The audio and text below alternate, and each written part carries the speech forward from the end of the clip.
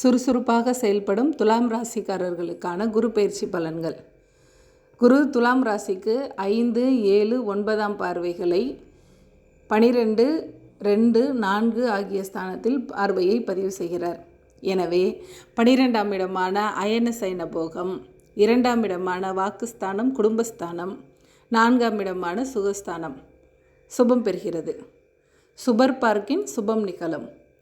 12ஆம் வீட்டை பார்ப்பதால் வேலைக்காக அதிக நேர பயணம், அலைச்சல், வெளியூரில் வேலை, எவ்வளோதான் சம்பாதிச்சாலும் நல்ல சாப்பாடு இல்லை, நல்ல தூக்கம் இல்லை என்கிற சூழலை மாற்ற வருகிறார் குருவானவர்.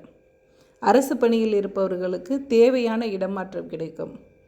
நல்ல உணவு, நிம்மதியான உறக்கம் கிடைக்கும். திருச்சி ஸ்ரீரங்கநாதரை போல அமைதியான ஆனந்த சயனம் பெறுவீர்கள். கொடுத்த வாக்கை காப்பாற்றுவீங்க.